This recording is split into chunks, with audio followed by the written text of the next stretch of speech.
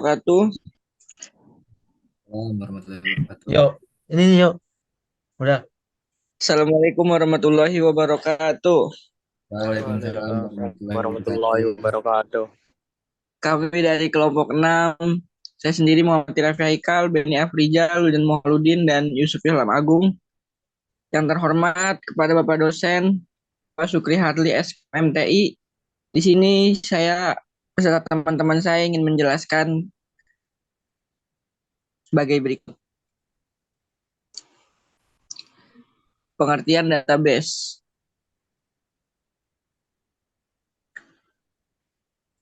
Database adalah koleksi data yang sinematis yang disimpan secara elektronik. Ini dapat berisi semua jenis data termasuk kata, angka, gambar, video, dan file. Anda dapat menggunakan perangkat lunak yang disebut Sistem Manajemen Database (DMBS), DBMS, untuk menyimpan, mengambil, dan mengedit data. Dalam sistem komputer, database kata juga dapat merujuk ke DBMS apapun, ke sistem database, atau ke aplikasi yang terkait dengan database.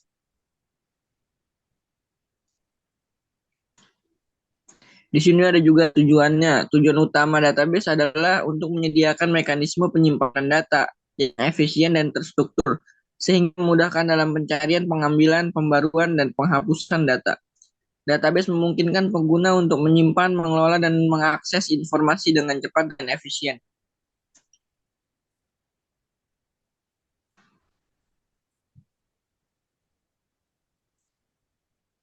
MySQL. MySQL adalah sistem manajemen basis data DBMS relasional yang populer dan open source. Dikembangkan oleh perusahaan Oracle, MySQL menyediakan platform yang kuat untuk menyimpan, mengelola, dan mengakses data secara efisien. MySQL menggunakan bahasa SQL, Structured Query Language, sebagai bahasa utama untuk berinteraksi dengan basis data.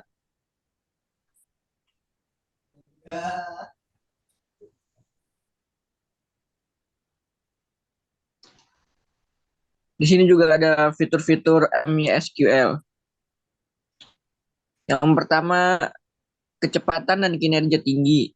MySQL dirancang untuk memberikan kinerja yang tinggi dan waktu respon yang cepat dalam mengakses dalam dan memanipulasi data. Yang kedua ada skalabilitas. MySQL mendukung skalabilitas secara horizontal dan vertikal, memungkinkan sistem basis data untuk diperluas sesuai dengan kebutuhan bisnis. Yang ketiga, keamanan. MySQL menyediakan mekanisme keamanan seperti enkripsi data, manajemen pengguna, dan hak akses, serta pemeriksaan integritas data. Yang keempat, kompatibilitas. MySQL dapat berintegrasi dengan berbagai bahasa program dan platform, sehingga memudahkan pengembangan dalam mengintegrasikan aplikasi dengan basis data. Yang kelima, ada penjadwalan dan pengelolaan transaksi. MySQL mendukung fitur penjadwalan, tugas scheduling, dan pengelolaan transaksi untuk menjaga integritas dan konsistensi dalam operasi basis data. Yang keenam, dukungan komunitas. MySQL memiliki komunitas pengguna yang aktif dan luas, yang menyediakan sumber daya, bantuan, dan pembaruan terbaru melalui forum, grup diskusi, dan dokumentasi resmi.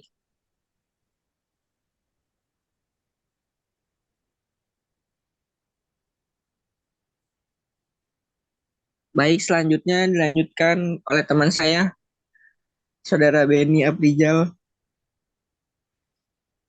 Tipe data ada klasifikasi atau jenis nilai yang dapat disimpan dalam variabel atau digunakan dalam operasi dalam pemrograman. Tipe data menentukan jenis nilai yang valid, batasan ukuran, dan jenis operasi yang dapat dilakukan pada nilai tersebut. Tipe data memberikan pemahaman tentang cara data akan diinterpretasikan dan diolah diolah oleh komputer. Berikut ini adalah beberapa jenis umum dari tipe data yang sering digunakan dalam pemrograman.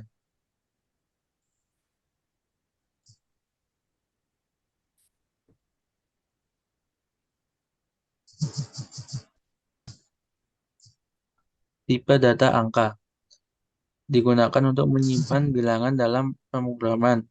Berikut adalah beberapa tipe data angka yang sering digunakan. Integer digunakan untuk menyimpan bilangan bulat. Floating point digunakan untuk menyimpan bilangan pecahan atau desimal dengan presisi yang terbatas. Double tipe data ini juga digunakan untuk menyimpan bilangan pecahan atau desimal, tetapi dengan presisi yang lebih tinggi daripada float. Long digunakan untuk menyimpan bilangan bulat yang memiliki rentang nilai yang lebih besar daripada tipe data int. Short digunakan untuk menyimpan bilangan bulat dengan rentang nilai yang lebih kecil daripada int.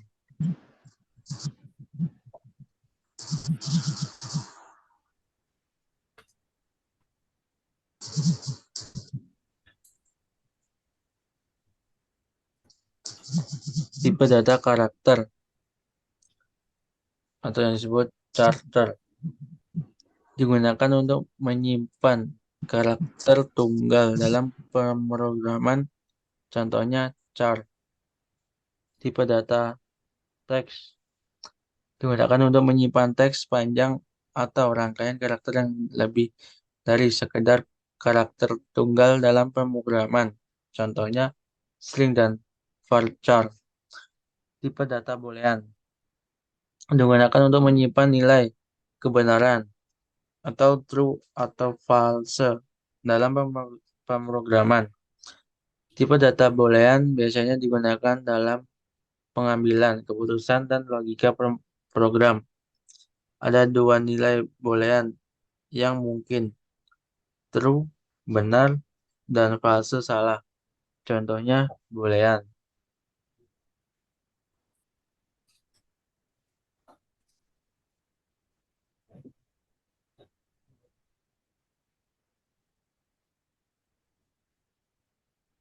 Tipe data array digunakan untuk menyimpan kumpulan nilai dengan tipe data yang sama dalam satu variabel.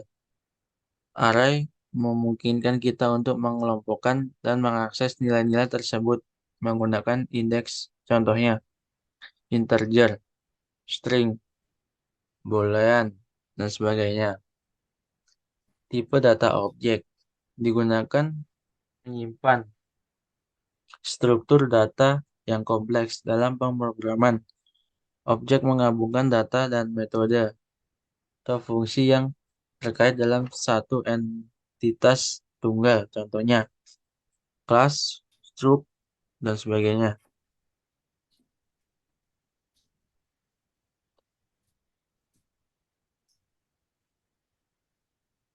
Tipe data null digunakan untuk menunjukkan bahwa suatu variabel atau objek tidak memiliki nilai atau tidak ada referensi yang valid.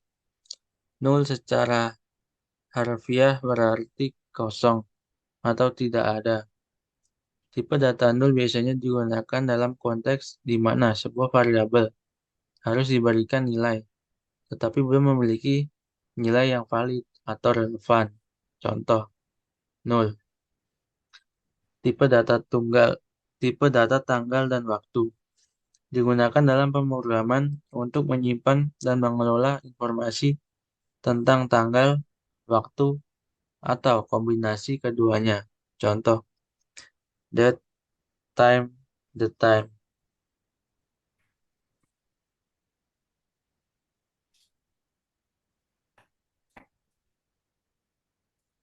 Membuat database dan membuat tabel mahasiswa.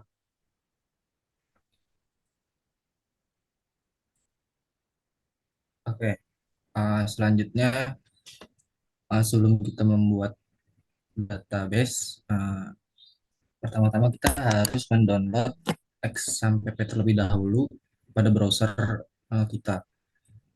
Setelah download dan install, kemudian kita start ini Apache dan MySQL-nya. Oke, selanjutnya setelah kita start, kemudian kita masuk ke dalam browser kembali, kita ketikkan localhost slash dashboard, kemudian kita pilih PHP myadmin. Sini ada PHP myadmin. Kemudian setelah itu kita akan masuk ke dalam PHP myadmin. Nah, dari sini kita akan membuat database. Pertama, kita masuk ke new, kemudian kita pilih SQL, dan setelah itu kita ketikkan create database untuk membuat database. Kemudian kita tambahkan dengan database mahasiswa. Nah, selanjutnya kita langsung menggunakan syntax use untuk menentukan database yang akan digunakan untuk operasi selanjutnya, yaitu membuat table. Dan kemudian kita gunakan database mahasiswa. Terus kita create table untuk membuat table mahasiswa.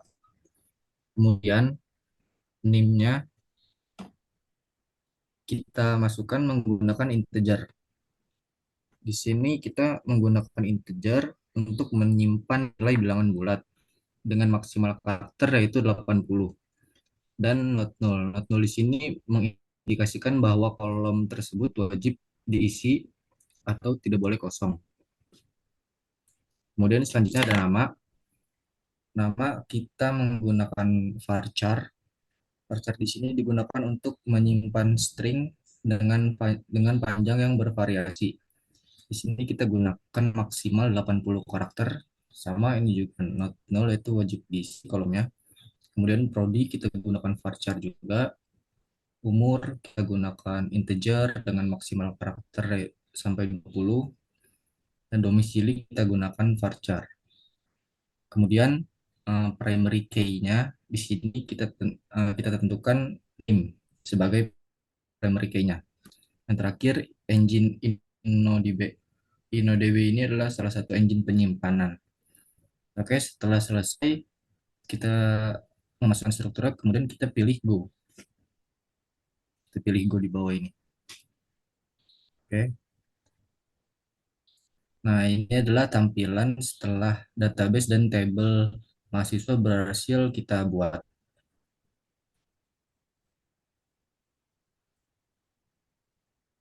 Oke, selanjutnya memasukkan data mungkin akan dilanjutkan oleh Mas Agung. Ya, Mas Agung. Baik, baik, makasih Mas Suldan atas waktunya. Di sini untuk input database ke MySQL menggunakan query dengan sintak insert into, lalu select database, yaitu mahasiswa, lalu masukkan NIM, nama, prodi, umur, sama domisili dengan value sebagai berikut. Ada 4 value di sini. Lalu setelah selesai pilih menu insert dan go. Dan berikut tampilan database yang sudah terinput.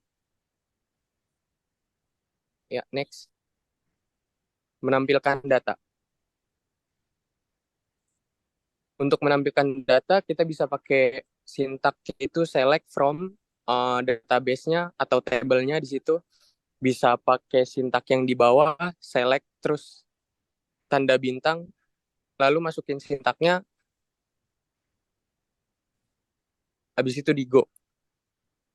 Dan berikut tampilan data yang sudah jadi atau sudah diinput database-nya.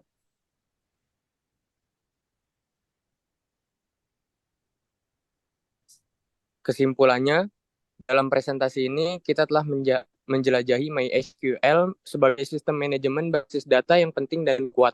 Mengenal MySQL membawa manfaat dan signifikan bagi pengembangan aplikasi dan pengelolaan data. Berikut adalah beberapa poin kunci yang dapat kita ambil. 1. Pemilihan tipe data yang tepat adalah langkah penting dalam pembuatan database. Memahami karakteristik data yang akan disimpan dan memilih tipe data yang sesuai seperti integer, varchar, det, atau lainnya. Dapat memastikan integritas dan konsistensi data. Dalam kesimpulan ini, mengenal MySQL adalah langkah penting dalam mengelola dan memanfaatkan basis data secara efektif. MySQL menyediakan kecepatan, kinerja, keamanan, dan fleksibilitas yang diperlukan dalam pengembangan aplikasi modern. Terima kasih telah mengikuti presentasi ini, dan kami harap teman-teman merasa lebih familiar dengan kekuatan dan manfaat MySQL. Sekian, terima kasih. Saya kembalikan ke moderator.